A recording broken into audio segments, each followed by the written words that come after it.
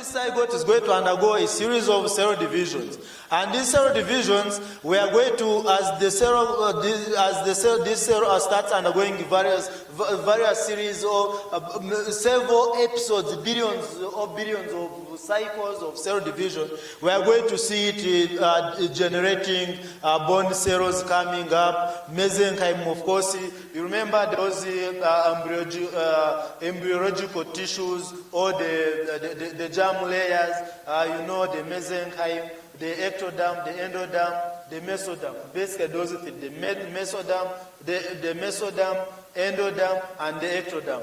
Those are the three germ layers. So it is the moment that this zygote has been formed, it is going to form those germ layers.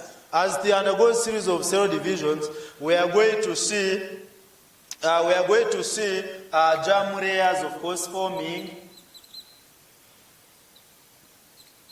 or the embryonic layers. These are the embryonic layers. What are these layers? I have already mentioned them, but for the sake of understanding, it's good to always actually move slowly, and at least we pick all the concepts. Now here we have our three germ layers, or the three embryonic layers. These are the endoderm,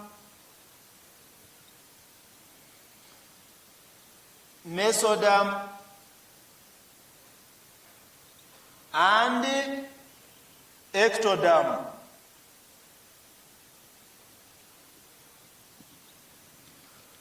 So our zygote has undergone various series of cell divisions, or billions of cycles of cell divisions, to generate these three layers: endoderm, mesoderm, ectoderm. So I hope you can see where we're heading. I don't know why you are seeing where we're heading, but you can see. Now let me show you where we're heading. It means this cell started as one zygote, as one diploid cell, following the fusion of the ovum and the female ovum and the male spermatozoon, or the sperm cell. 23 plus 23 to form 46, which is a zygote. The union of man and woman in the Holy Spirit, as according to the Bible in the books of Genesis, to become one, and that is the offspring. So here we have our future offspring, me and you, how we started from our parents. Now we are going to see it means this cell was one at some point. Then it produced the two, it divided itself to produce two. 2 gave us 4, 4 gave us 8, 8 gave us 16, 16 gave us 32, 32 gave us 64, 64 gave us how many? 128. So like that. So that is how cell division occurs. Now that the three germ layers have been formed, we are going to see some of these three germ layers giving us, some of them will give us actually the brain tissue, like that. This is what happens exactly. Let me do this. We are going to see these three germ layers giving us bone tissues, giving us the skin tissue, or the connective tissues, giving us blood also as a connective tissue. Then the skin is it's under epithelial tissues. We are going to see muscle tissues coming, eventually muscle organs coming. We are going to see the brain as an organ, and the spinal cord, all those, the nervous tissue coming in, coming from one of the three layers, and all the other organs coming up.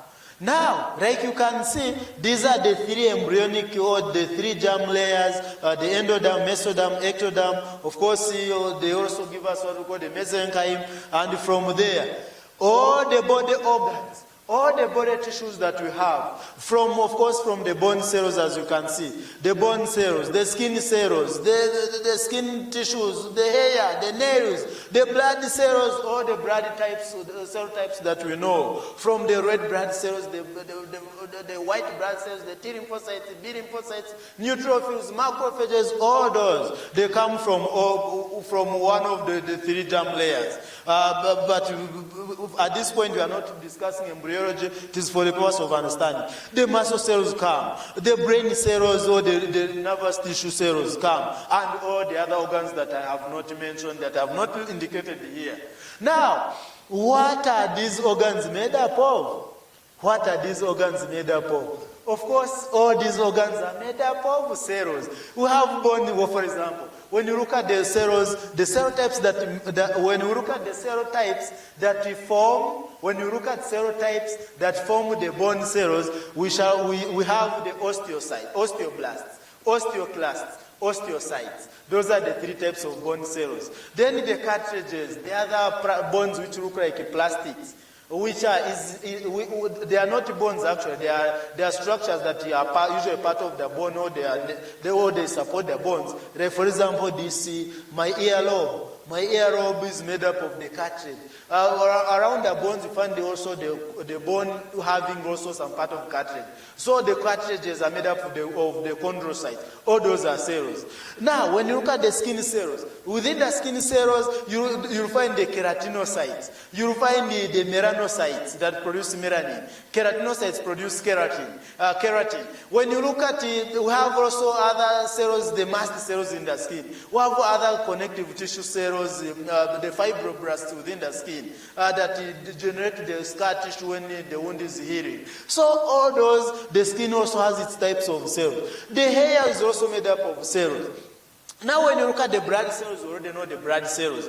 Now when you look at the muscle cells, the skeletal muscles are made up of the cells called the myocytes. The myocytes, the skeletal muscle myocytes. The myofibrils, all those are skeletal muscle, all those are types of cells that form the muscle. The cardiac myocytes, or the heart muscle myocytes, all those are cells that form the heart muscle. Well, now when you look at, we also have the smooth muscles. The smooth muscles in various organs, the blood vessels everywhere, we have blood muscle cells. So the brain cells, you know, we have the functional and the supporting cells. Among the functional ones, we have the sensory neurons, the neurons, the smallest function unit of the nervous system, the neurons. The neurons can be, we have the relay neurons, the sensory and the motor neurons. All those are types of the nervous tissue, types of the brain cells. Then, from the neurons, we have also another category of cells, the supporting cells, called the glial cells, the neuroglia, ranging from the Schwann cells, oligodendrocytes, the astrocytes, ependymal cells, and the others that have plus also others that I have not mentioned. So all those are the brain cells. All those are the nervous tissue cells. Then plus also other organs. When you talk about the organ, the liver as an organ, it is made up of the cell, its own also building blocks called the cells, and those cells are called hepatocytes specifically. So when we say hepatocytes, we are referring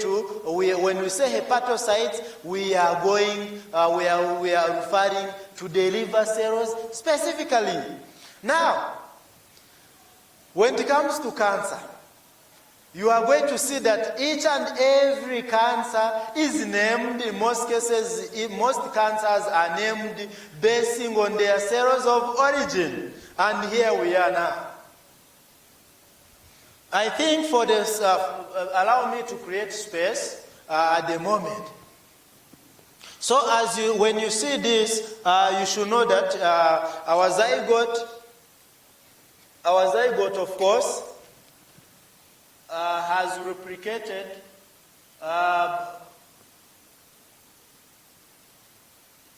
giving us more cells.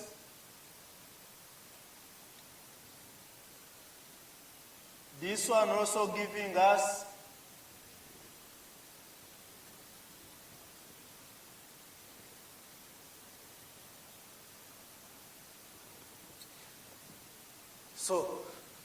a series of cell divisions. So our zygote keeps on replicating. As it replicates, it started as one cell from the fusion of the ovum and the spermatozoon to form the zygote. And now the zygote starts replicating to form these three, mainly as an embryo, to form the three germ layers or the three embryonic layers.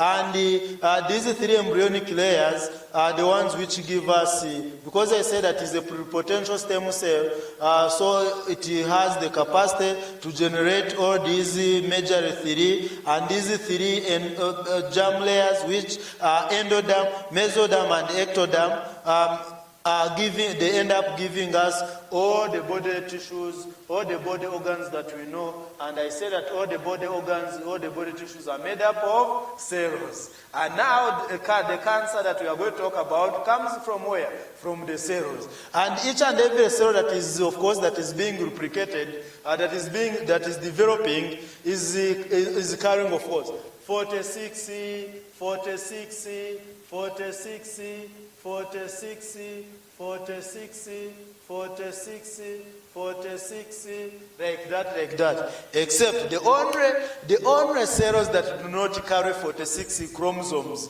in their nuclei.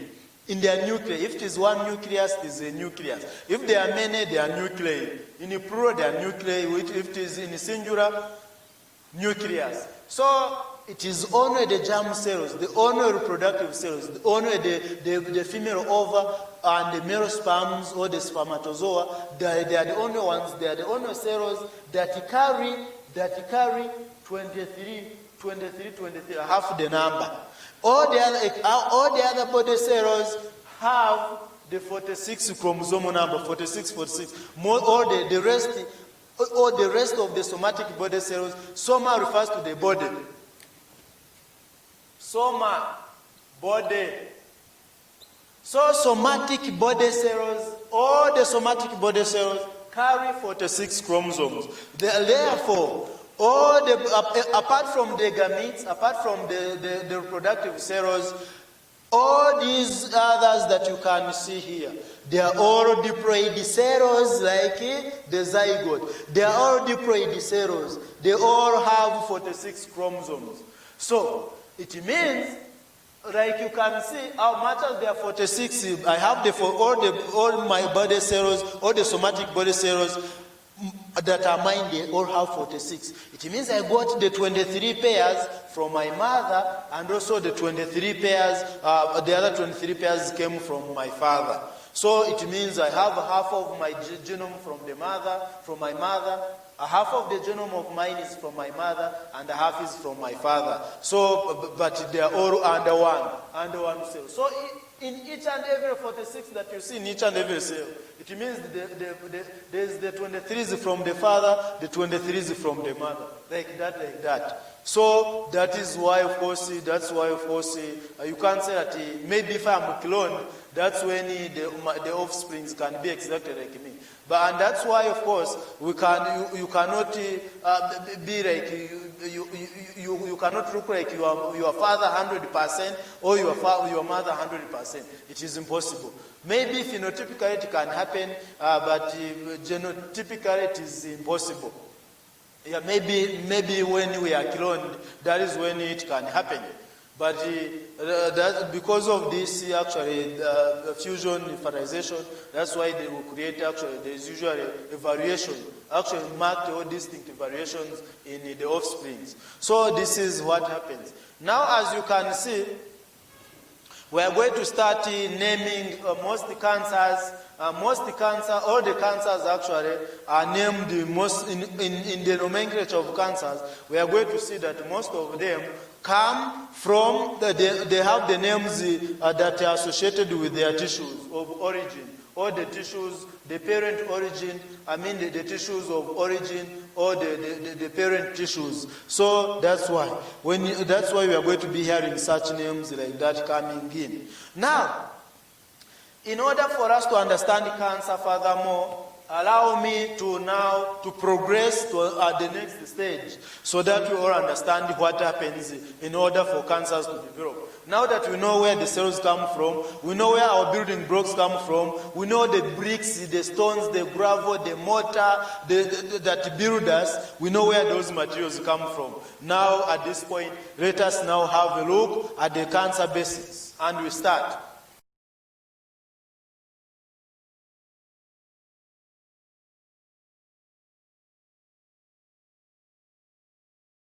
Here we have our cell, and this is our cytoplasm, and this is our nucleus.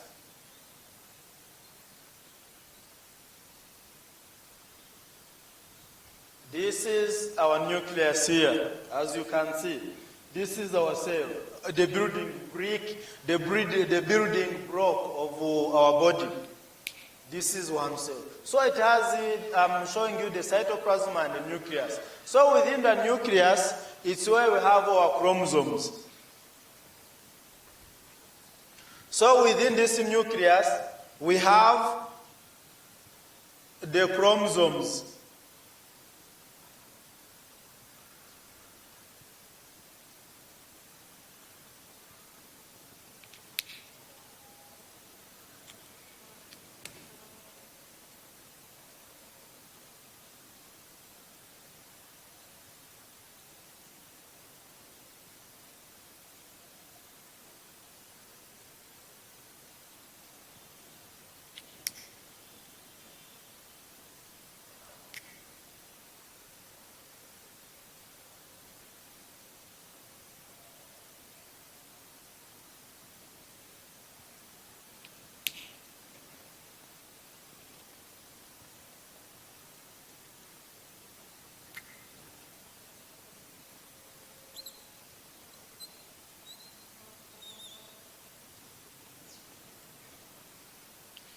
So we have our chromosomes. So these chromosomes, don't mind it. I've used the red and black to show you that there is a variation. Like I said, the 23 are from the father, the 23 are from the mother. So these colors are trying to differentiate. Don't count, they are not, when you count, of course, they don't translate to 46 in number, but I have tried to show you exactly to indicate that there are chromosomes within the cell nucleus. This is how they look like. They are X-shaped. From the chiasma, X, they are X-shaped. They look like letter X. When you magnify a cell, this is how they look like at the microscopic level, or at the tissue level, at the histological level, at the histology level. This is how they look like. So this is our figure 46, as you can see. They exist, of course, in pairs. They exist in pairs. So within the nucleus, you can see that we have our 46 chromosomes, which are in 23 pairs.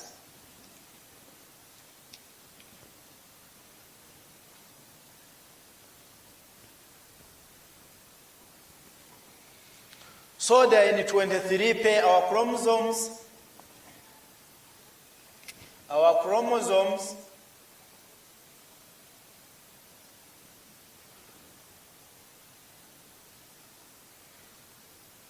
Our chromosomes as you can see, are in 23 pairs.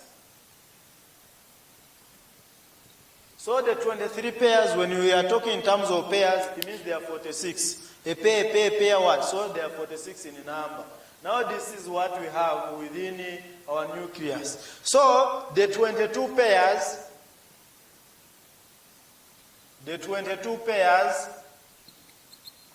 are referred to as, or are called the autosomes.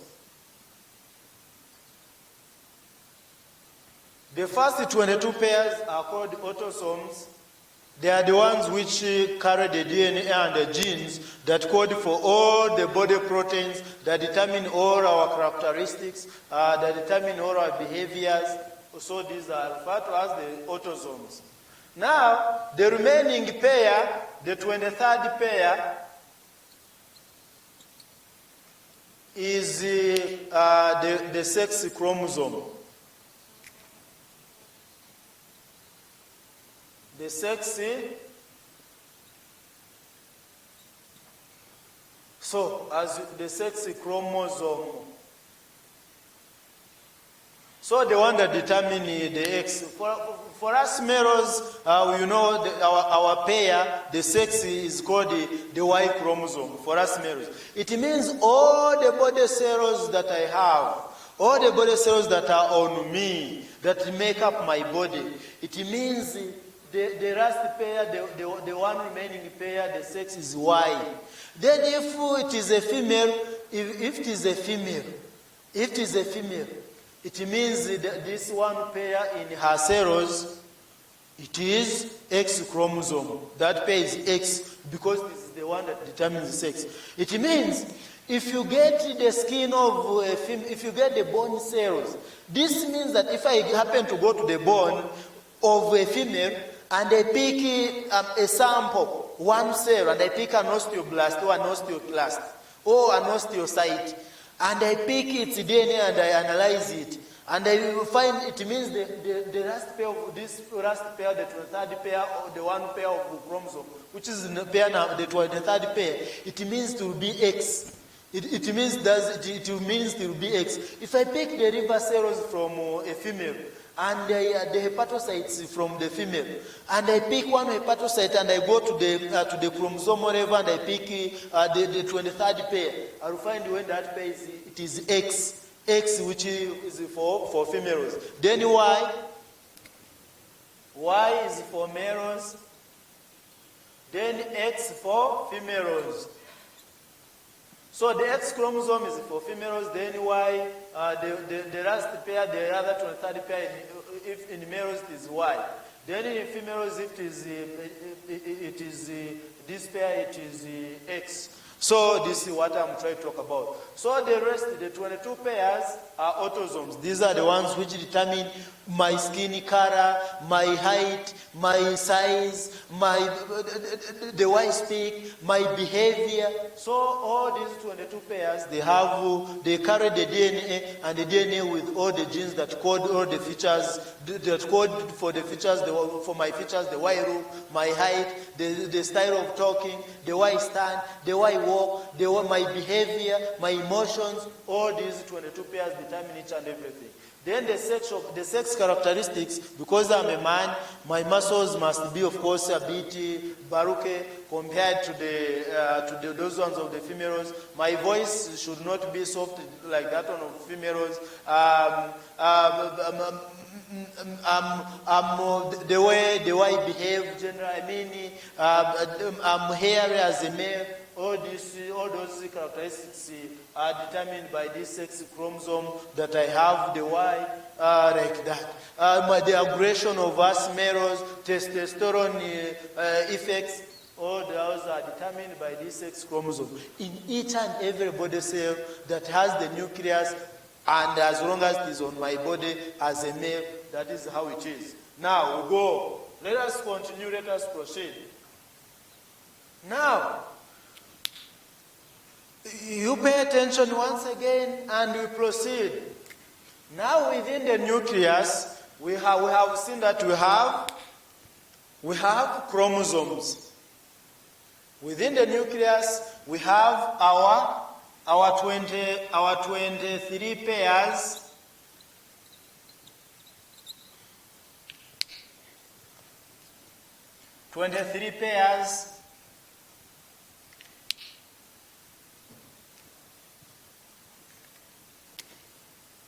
Of chromosomes.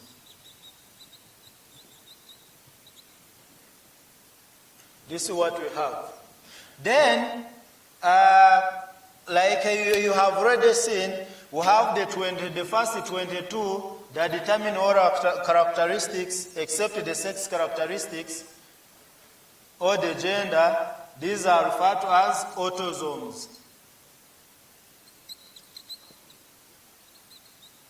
Then the one pair, this is the sex chromosome.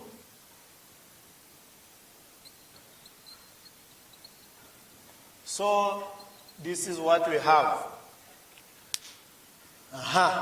At this point, allow me at this point now to magnify one chromosome. And here I'm going to pick an autosome or an autosome. One. Now, assume that now I'm going to pick this one. Let me pick the red one. I'm going to sample this one and magnify it. We are going to magnify this one.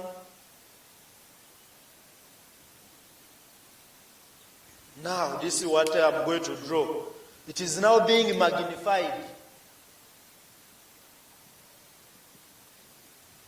Maybe times 1,000 or times 1,500. I'm now magnifying it. Now, after magnifying our chromosome, we are going to end up with a structure that is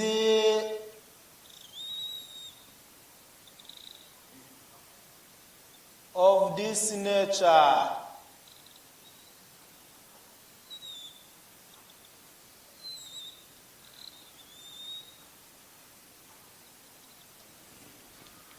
So now I have magnified, as you can see, I have magnified our chromosome from 1. I've magnified the red one from this nucleus, from this cell, and we know already the cytoplasm, and now the nucleus. And now the nucleus, out of the 23 pairs, which give us 46 chromosomes, now I have decided to magnify 1. Now, the one chromosome that I have magnified here, as you can see, it has, of course, the arms. When I separate this one and this one goes this side and this one goes this side, we form what we call the chromatids. So when I separate them, they become chromatids. But now, because they are joined, now it is a chromatid. It is a full chromosome rather. Now, this is our chromosome here. We have it. Yes. We have our chromosome. You can see it is here, fully magnified. Now, within the chromosome, we have our DNA that is supercoiled thousands and thousands of times onto those supporting structural proteins called the histones and the other supporting structures of the DNA. Now, I'm going to draw the DNA to show you where the DNA is located within this chromosome. Now, here we have within this arm of the chromosome, where we have our DNA that is supercoiled.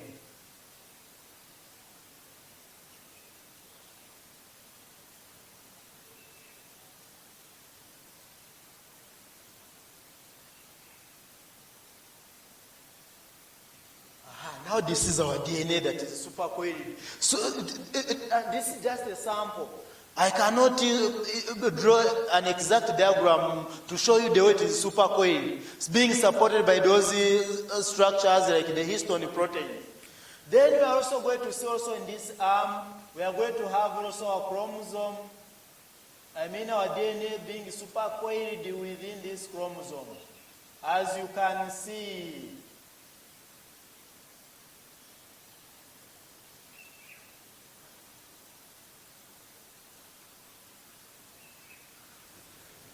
I forgot to name this. This is what we call, this part is called the chiasmata.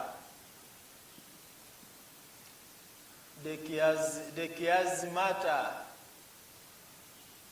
Now we have our DNA. We have our DNA now. DNA is, that's why whenever there are discrepancies in paternity, that who produced this individual? No, this child is not mine, it is yours. Hey, those conflicts that always occur. Hey, this child is yours, this one is not yours, this one. We say that, let's go for DNA. DNA is the molecule What is DNA in food? DNA in food is, I need to first show you. DNA is deoxyribonucleic acid. Let me show you the spelling, how we write it. Deoxyribonucleic acid. So this is how it is written. This is the correct spelling of DNA. So we said that, let's go for DNA. So the DNA is the molecule that we inherit from our parents. Indeed, if I'm produced by someone, by a certain man, and that man, when you get that man, and you get some of his cells, actually all the cells, a sample, just one cell like this, as long as it has the nucleus, you get one cell from him. As long as it is nucleated, you get one chromosome, and you analyze it, of course. You'll find that, obviously, part of the DNA that is in his cells, in his DNA, part of the DNA, you are going to see part of the nitrogen, what you call nitrogen bases, are exactly the same as those ones that are in my DNA like that. So that's how we end up saying that, hey, you are the father. For you are not the father. Like that. That's how conflicts of paternity disagreements or paternity conflicts are solved or at the DNA level. So it means, of course, my mother produced me. That one is obvious. There's no need of saying that DNA. Maybe these days we have what we call the surrogate mothers. These days, of course, problems are going to keep on emerging. These days we have what we call surrogate mothers. Surrogate mothers. I get an embryo from my wife. I mean, an embryo from that has resulted from the fusion of the ovum of my wife and my own sperm cell. Then we get that embryo and we implant it in a different woman. That is what we call the surrogate mothers. These days we have the so-called surrogate mothers. That's how things, of course, problems will keep on emerging. But anyway, let's leave it at that. So, but when it is your mother, if it is your mother was producing, that one is obvious. No doing DNA. But the father, you will still get a sample from him, a sample from you as the offspring. Then they go to analyze the DNA. Then they see the matching patterns on the DNA. Now here we have a DNA that has been magnified, that is supercoiled within this chromosome. It is already here. You can see it is supercoiled, and I said it is usually supported by structures, the proteins called histones, histone proteins.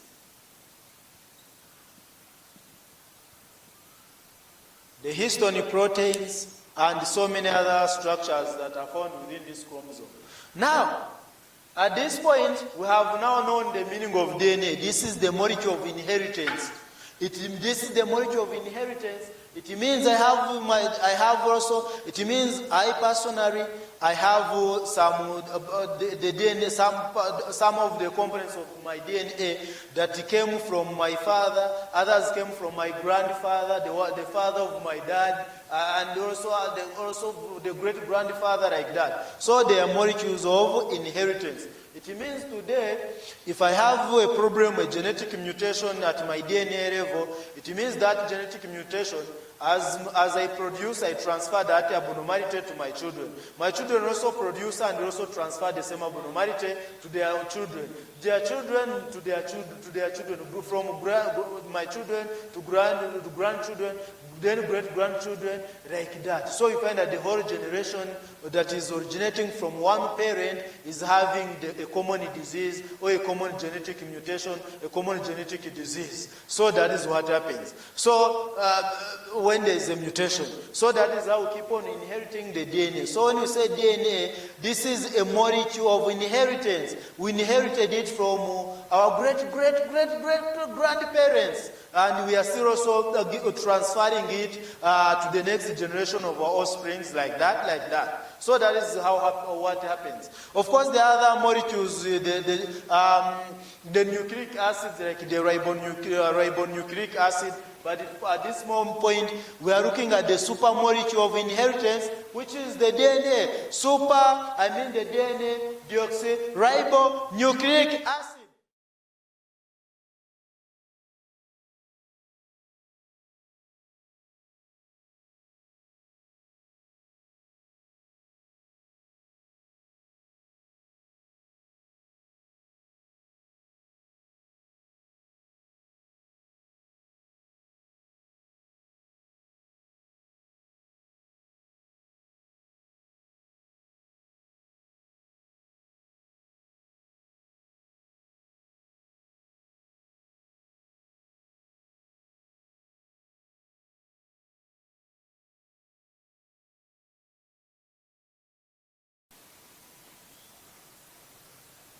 Let me keep on supporting this structure like this.